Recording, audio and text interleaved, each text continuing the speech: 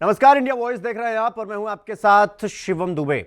India voice के बेहद खास कार्यक्रम खबर दिन भर में आप सबका स्वागत है। बुलेटिन की शुरुआत करेंगे, रुक करेंगे खबरों की ओर।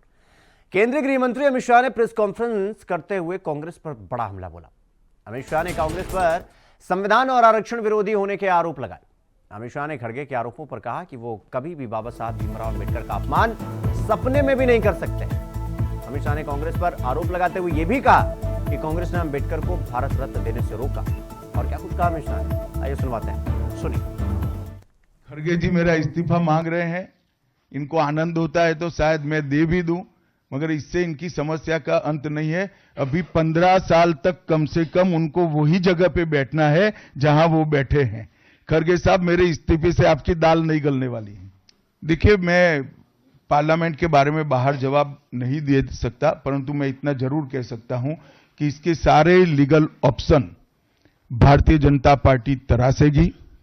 पार्लियामेंट के अंदर और पार्लियामेंट के बाहर क्या लीगल एक्शन हो सकते हैं, वो सारी संभावनाओं को तराशकर भारतीय जनता पार्टी निर्णय करेगी। मित्रों, मैं आज जब आप सबके सामने उपस्थित हुआ हूं, तब राज्यसभा में मेरे बयान को तोड़ मरोड़ कर पेश किया गया। मेरा मीडिया के सभी मित्रों से आग्रह है, कांग्रेस ने सार्वजनिक जीवन में जो पद्धति की है कि बयानों को तोड़ मरोड़ कर पेश करना, हो हल्ला मचाना और भ्रांति खड़ी करना। पहले उन्होंने नरेंद्र मोदी जी के भी एडिटेड बयानों को सार्वजनिक किया। चुनाव जब चल रहा था, मेरे बयान को एआई का उपयोग कर एडिट किया गया और पूरे देश में इसको प्रसारित करने का घृणित काम किया गया। और आज अंबेडकर जी के लिए मेरी बात को तोड़ मरोड़ कर वो पेश कर रहे हैं। मैं स्पष्टता के साथ कहना चाहता हूं, मीडिया को विनती भी करना चाहता हूं कि मेरा पूरा बयान जनता के सामने रखिए। मैं वो पार्टी से आता हूं जो पार्टी कभी अंबेडकर जी का अपमान नहीं कर सकती। पहले जनसंघ और फिर भारतीय जनता पार्टी ने हमेशा अंबेडकर जी के सिद्धांतों के आधार पर चलने का प्रयास किया है।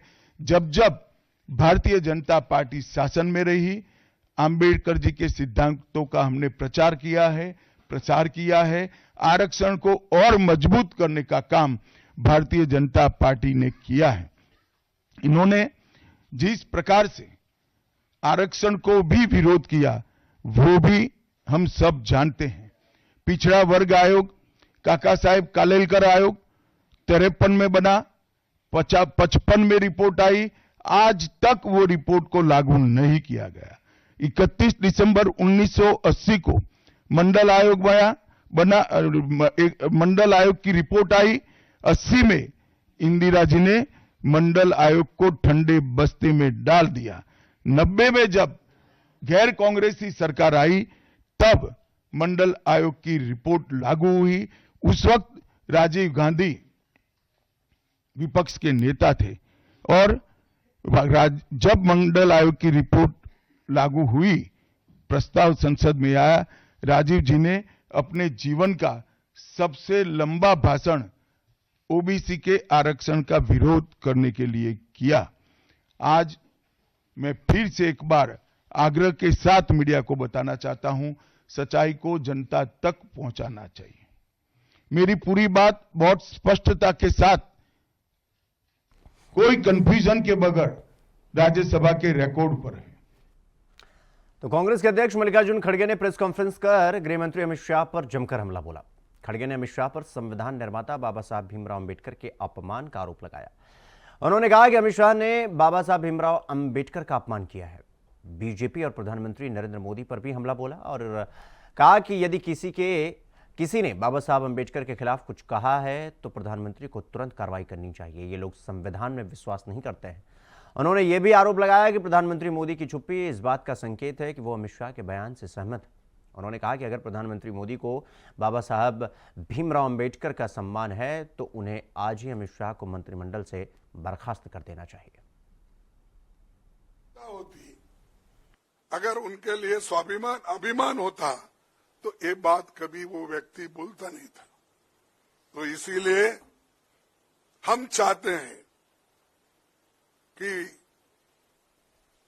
हमारे अमित शाह राजीनामा देना चाहिए और मोदी जी को अगर थोड़ा सा भी बाबा साहब अंबेडकर के बारे में श्रद्धा है तो रात के 12 बजे के अंदर वो निकाल देना चाहिए, उनको ड्रॉप कर देना चाहिए, बर्खास्त कर देना चाहिए।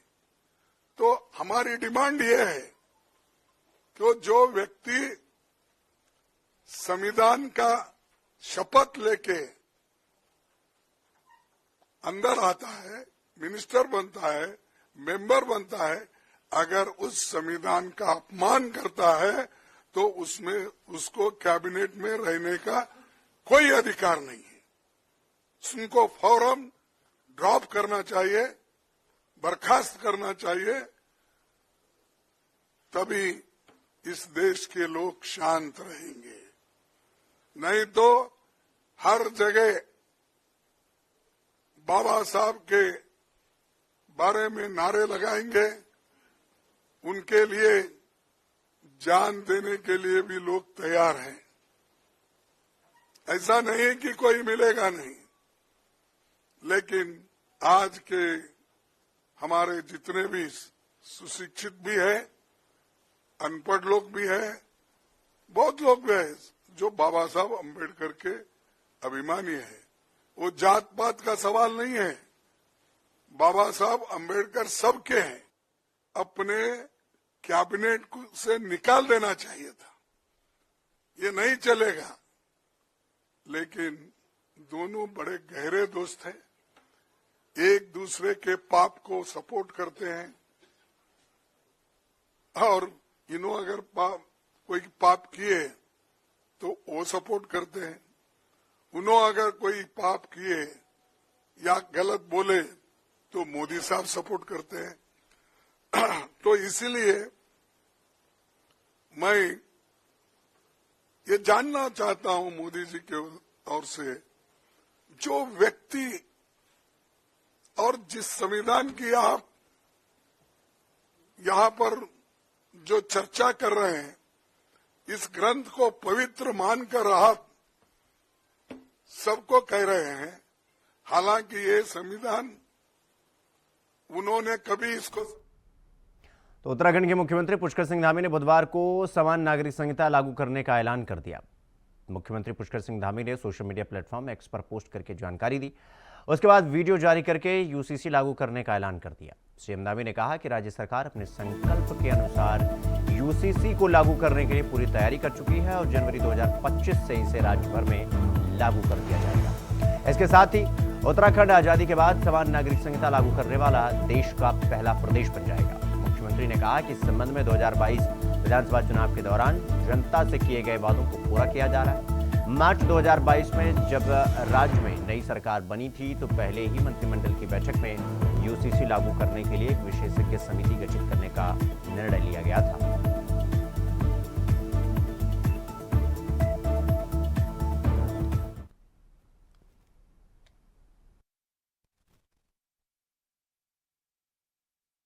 यूसीसी ड्राफ्ट कमेटी के द्वारा 18 अक्टूबर 2024 को यूसीसी की नियमावली शासन को दे दी गई है, हमें प्राप्त हो गई है और उस पर कार्रवाई गतिमान है। विधि विभाग और हमारा विधायी और न्याय विभाग के द्वारा उसका परीक्षण कर लिया गया है और इसमें घर बैठे ही बहुत सारी सुविधाएं, बहुत सारे एप्लीकेशंस घर ही पर जो है उनके लोगों को, जो ज़रूरतमंद लोग हैं उनको मिलने वाले हैं। और इसके लिए जो ट्रेनिंग है वो ट्रेनिंग जारी है, 1 माह के अंदर ट्रेनिंग पूरी हो जाएगी। और हमने ये तय किया है कि जनवरी माह में, जनवरी 2025 में पूरी तरफ से हमारे सारे कार्मिक भी, सारी उनकी ट्रेनिंग भी पूरी हो जाएगी, सभी प्रकार की तैयारियां पूरी हो जाएंगी और हम इसको लागू कर देंगे। तो आम आदमी पार्टी के मुखिया और दिल्ली के पूर्व मुख्यमंत्री अरविंद केजरीवाल अपने कार्यकर्ताओं के साथ बीजेपी कार्यालय के बाहर प्रदर्शन करने पहुंचे। अरविंद केजरीवाल ने कहा कि कल संसद में देश के गृह मंत्री अमित शाह ने बाबा साहब भीमराव अंबेडकर का बहुत अपमान किया, उनका एक तरह से मजाक उड़ाया। और उन्होंने क्या कुछ कहा, आइए सुनवाते हैं आपको। जिस तरह से उन्होंने, अमित शाह जी ने बाबा साहब अंबेडकर का अपमान किया। करोड़ों लोगों की भावनाएं आहत हुई हैं। मैं खुद व्यक्तिगत तौर पे उनको अपना आदर्श मानता हूं। उनके बताए हुए रास्ते पे चलने की कोशिश करता हूं। जब भी कभी जीवन में मुझे कठिनाई महसूस होती है, उनकी जीवनी उठा के पढ़ लेता हूं। उनका संघर्ष हमें प्रेरणा देता है। केवल मेरे लिए नहीं, आम आदमी पार्टी भी बाबा साहब अंबेडकर के जीवन और बताए हुए रास्ते पे चलने की कोशिश करती है। और मेरे जैसे करोड़ों लोग हैं जिनके आदर्श हैं बाबा साहब अंबेडकर। उन सभी करोड़ों लोगों की भावनाओं को आहत किया है अमित शाह जी ने।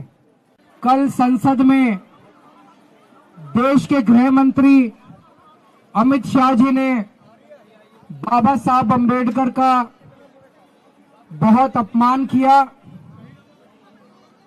उनका एक तरह से मजाक उड़ाया।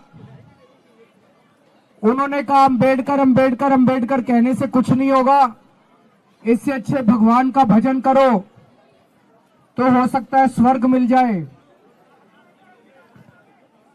पहली चीज मैं अमित शाह जी को कहना चाहता हूं, देश के करोड़ों करोड़ों करोड़ों दलितों, गरीबों, कुचले हुए लोगों, पिछड़े लोगों, वंचितों, उनके लिए बाबा साहब अंबेडकर भगवान से कम नहीं है। मरने के बाद तो पता नहीं स्वर्ग मिलता है कि नहीं मिलता, लेकिन आज इस पृथ्वी के ऊपर ऐसे करोड़ों करोड़ों वंचित आज जिंदा हैं, क्योंकि बाबा साहब अंबेडकर ने उस संविधान में उन्हें जीने का और रहने का अधिकार दिया। लेकिन आज जिस तरह से प्रधानमंत्री जी अमित शाह जी के समर्थन में उतर आए, उससे ऐसा लगता है कि जो कल अमित शाह जी ने कहा था वो भारतीय जनता पार्टी की एक सोची हुई रणनीति थी, जिसके तहत संसद में बाबा साहब अंबेडकर का अपमान किया गया।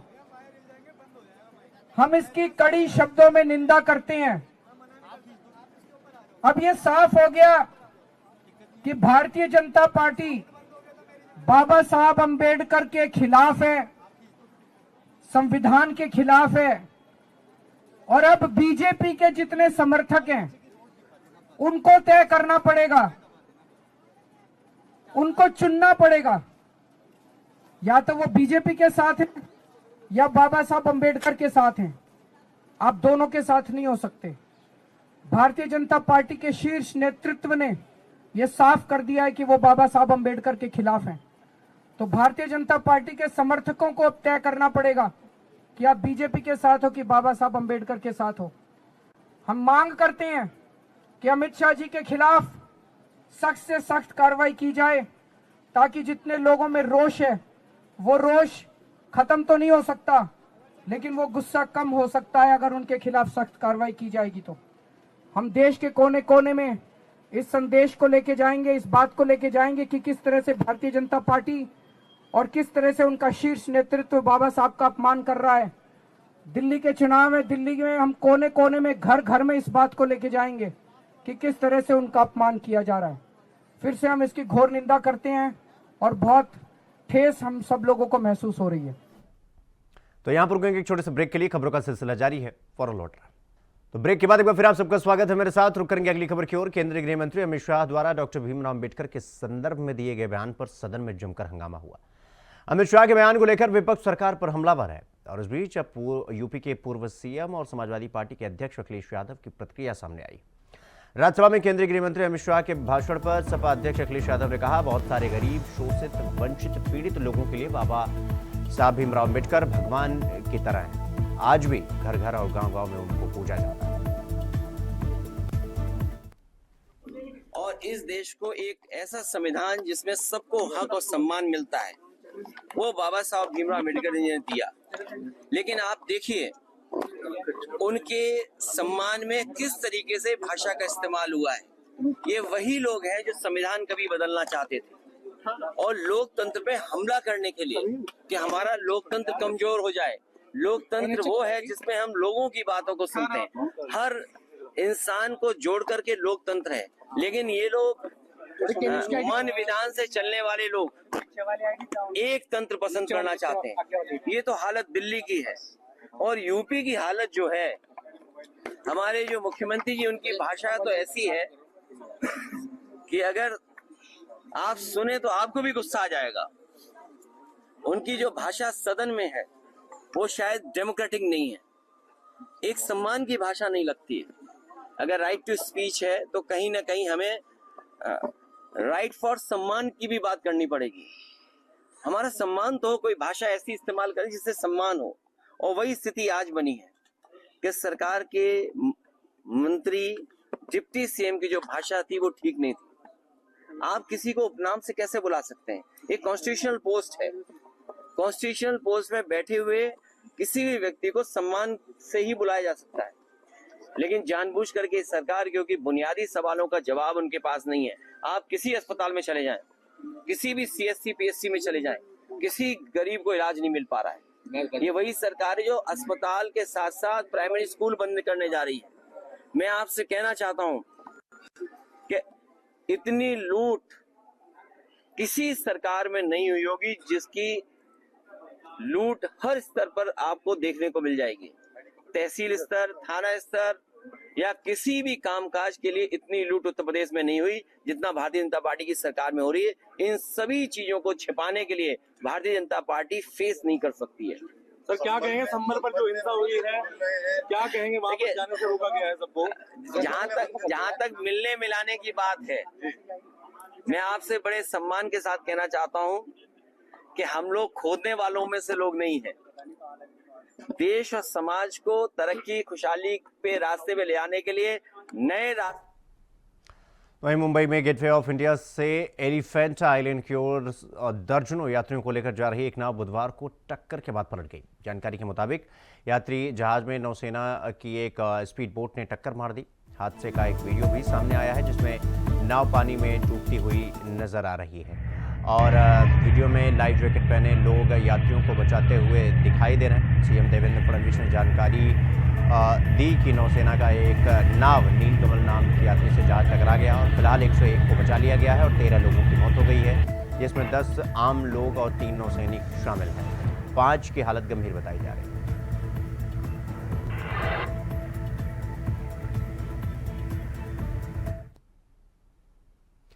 विधायक और जाली पल्लवी पटेल का वार तो जीजा आशीष पटेल ने अब तक का सबसे बड़ा पलटवार कर दिया है। उनके वार पर अपना दल कोटे के योगी सरकार के मंत्री उन्होंने बोला, योगेश वर्मा का जिक्र करते हुए उन्होंने कहा कि किसे लाल आंख दिखाई दे रहे हैं। आशीष पटेल ने कहा कि मैं योगेश वर्मा नहीं हूं, मेरा नाम आशीष पटेल है, सरदार पटेल का बेटा हूं, डरने और दबने वाला नहीं हूं। ये रिपोर्ट देखिए। आशीष पटेल है, सरदार पटेल का बेटा हूं, डरने वाला नहीं हूं, दबने वाला नहीं हूं। मैंने तो कहा है कि आवश्यकता पड़े तो सीबीआई से जांच करा लीजिए, मेरे सारे कार्यों की सीबीआई से जांच कराइए। सुना आपने, ये मंत्री साहब हैं जिन पर उन्हीं की ही साली ने भ्रष्टाचार का आरोप लगाया, यानी पल्लवी पटेल ने उनके दामन पर दाग लगाया, यानी उन्हीं की साली पल्लवी पटेल ने। लेकिन मंत्री आशीष पटेल किसी और को ही लग रहा है हड़का रहे हैं। इस बयान के सामने आने के बाद सियासी गलियारों में सवाल उठने लगा, ये लाल आंखें आखिरकार योगी जी के मंत्री किसको दिखा रहे हैं? जी हाँ, अपने ऊपर आरोप लगा तो योगी के मंत्री ने विधायक की बेइज्जती की बात करने लगे। योगेश वर्मा की बात कर एक अलग सुर आलाप दिया। आशीष पटेल उसी बीजेपी के विधायक की बात कर रहे हैं जिनको थप्पड़ मारा गया था, याद होगा आपको, जिसकी चर्चा पूरे सूबे में हुई थी। इसी साल अक्टूबर के महीने में लखीमपुर खीरी जिले में बीजेपी विधायक योगेश के गालों पर चाटा जड़ा गया था। बार संघ के अध्यक्ष अवधेश सिंह ने दर्जनों पुलिस कर्मियों की मौजूदगी में विधायक को थप्पड़ जड़ा था और ऐसे में उनकी दुखती नस पर हाथ रख आशीष पटेल आखिरकार किसको धमकी दे रहे हैं? मेरा नाम आशीष पटेल है, सरदार पटेल का बेटा हूं, डरने वाला नहीं हूं, दबने वाला नहीं हूं। मैंने तो कहा है कि आवश्यकता पड़े तो सीबीआई से जांच करा लीजिए, मेरे सारे कार्यों की सीबीआई से जांच कराइए।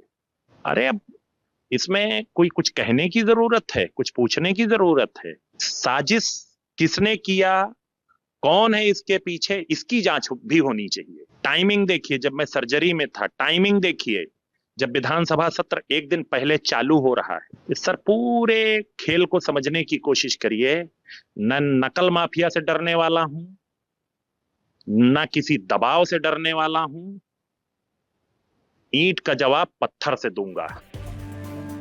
तो आशीष पटेल ये बता रहे हैं कि उनकी रगों में किसका खून है, वो डरने वाले नहीं हैं। लेकिन सवाल ये कि बात वो किसकी कर रहे हैं और कौन उन्हें डरा रहा है, क्योंकि अगर सीबीआई जांच की भी बात की जाए तो वो सीएम योगी के आदेश पर होगी। तो फिर धमकी और तेवर आशीष पटेल किसको दिखा रहे हैं? वहीं दूसरी तरफ जीजा की साली और सपा की विधायक पल्लवी पटेल से सपा बदला लेती हुई नजर आ रही है। सपा की विधायक इस लड़ाई में अकेली नजर आ रही हैं। सपा खुद अपने विधायक के साथ खड़े हुए नजर नहीं आ रही। चौधरी चरण सिंह प्रतिमा के सामने धरने पर बैठी पल्लवी से मुलाकात करने ना तो नेता प्रतिपक्ष माता प्रसाद पांडे गए और ना ही शिवपाल यादव। अब सवाल ये उठ रहा है कि क्या सपा अपने विधायक पल्लवी पटेल से पल्ला झाड़ चुकी है, क्योंकि लोकसभा चुनाव में पीडीएफ फॉर्मूले को झटका देते हुए पल्लवी पटेल ने अपना पीडीएम फॉर्मूला पर अकेले चुनाव लड़ा था, जिससे अखिलेश यादव नाराज हो गए थे। वहीं आशीष पटेल ये धमकी आखिरकार किसको दे रहे हैं? सियासी गलियारों में तमाम तरह की बातें उठ रही हैं, यानी जीजा साली की लड़ाई अब धमकी पर आई। Bureau report, India voice, Lucknow.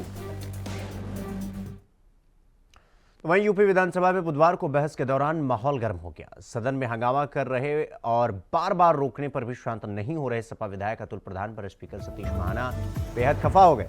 उन्होंने चेतावनी देते हुए अतुल प्रधान को पूरे सत्र के लिए निष्कासित कर दिया। स्पीकर ने बातचीत से यहां तक कह दिया कि अतुल प्रधान को उठाकर बाहर फेंक। विधानसभा सत्र से निष्कासित होने के बाद सपा विधायक अतुल प्रधान चरण सिंह प्रतिमा के सामने धरने पर बैठ गए, जिसके बाद नेता प्रतिपक्ष माता प्रसाद पांडे ने धरने को शांत करवाया और सपा ने इस मामले को लेकर बड़ा प्रदर्शन करने की बात कही।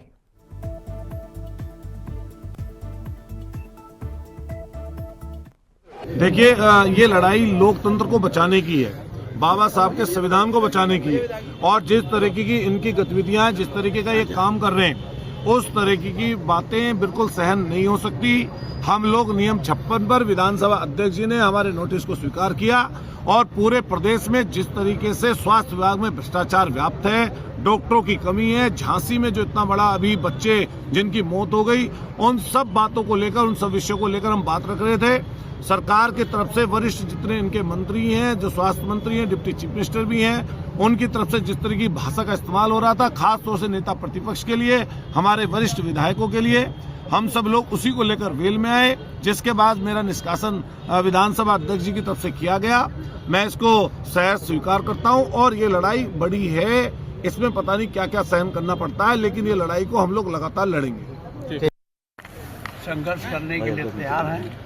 इनके साथ जो हुआ है वो बहुत अच्छा नहीं हुआ। बहुत दिनों के बाद किसी विधायक को टांग के निकाला गया। ये परिपाटी बहुत पहले हुआ करती थी यहाँ, लेकिन अब नहीं होती थी, लेकिन फिर से यहाँ शुरू की गई है। ये भी बहुत अच्छी बात है और इसलिए करा रहे हैं कि कल यही लड़ाई हम लोग लड़ेंगे तो धरने बैठाने क्या पाए। वहीं लखनऊ में कांग्रेस पार्टी के प्रदर्शन के दौरान एक प्रदर्शनकारी की मौत हो गई। मृतक कांग्रेस कार्यकर्ता की पहचान प्रभात पांडे के रूप में हुई है। वो गोरखपुर के रहने वाले हैं और मृतक प्रभात पांडे की डेड बॉडी सिविल अस्पताल में रखी गई है। इस घटना की सूचना मिलते ही उत्तर प्रदेश के उप मुख्यमंत्री ब्रजेश पाठक और यूपी कांग्रेस अध्यक्ष अजय राय अस्पताल पहुंचे। इस मामले पर यूपी कांग्रेस अध्यक्ष अजय राय ने कहा कि पुलिस ने पिटाई की है। वो एनएसयूआई का होनहार कार्यकर्ता था। ये सरकार आवाज दबाना चाहती है। मौत कैसे हुई, इसकी जांच होनी चाहिए। बारे में तकनीकी पहलू है, इस बारे में पुलिस प्रशासन के लोग और चिकित्सक जो पोस्टमार्टम करेंगे वो बताएंगे। बारे में तकनीकी पहलू है, इस बारे में पुलिस प्रशासन के लोग और चिकित्सक जो पोस्टमार्टम करेंगे वो बताएंगे। विधानसभा का घेराव करने जा रहे हम कांग्रेस कार्यकर्ताओं के ऊपर इतना अत्याचार, इतना अनाचार, इतना कदाचार हुआ कि हमारे कार्यकर्ता जो यूथ कांग्रेस के सचिव भी थे, प्रभात पांडे, उनकी दुखद मृत्यु हो गई। ये इतनी संवेदनहीन सरकार है भारतीय जनता पार्टी की। कांग्रेस के कार्यकर्ता क्या चाहते थे? बिजली के निजीकरण के विरोध में विधानसभा को घेरना चाहते थे, महंगाई के विरोध में विधानसभा को घेरना चाहते थे, बेरोजगारी के विरोध में विधानसभा को घेरना चाहते थे। लेकिन इस सरकार के आतताई रवैये ने हमारे कार्यकर्ता की जान ले ली। इस कार्यकर्ता की कुर्बानी बेकार नहीं जाएगी।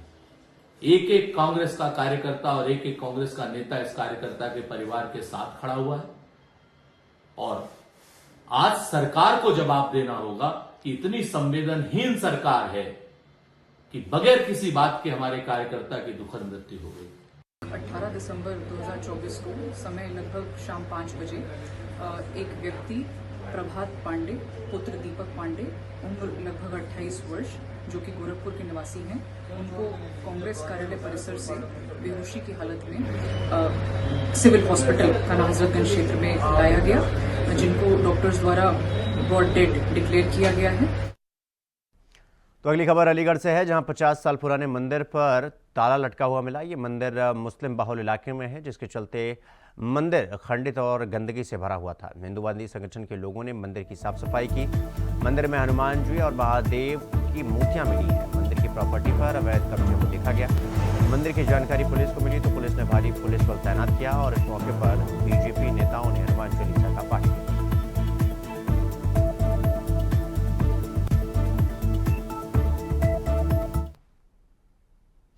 तो अगली खबर मथुरा से है, जहां श्री बांके बिहारी मंदिर में आने वाले श्रद्धालुओं से मंदिर प्रबंधन की ओर से मर्यादित कपड़े पहनकर आने की अपील की गई, जिस पर श्रद्धालुओं ने भी समर्थन किया।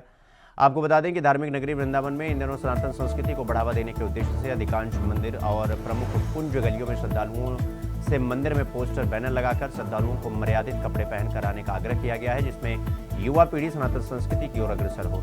इसी को ध्यान में रखते हुए जग प्रसिद्ध श्री बांके बिहारी मंदिर प्रबंधन ने मंदिर की ओर जाने वाली गलियों में पोस्टर लगाकर श्रद्धालुओं से मर्यादित कपड़े पहनकर आने का आग्रह किया, जिसे देख श्रद्धालु मंदिर प्रबंधन की सराहना कर रहे हैं।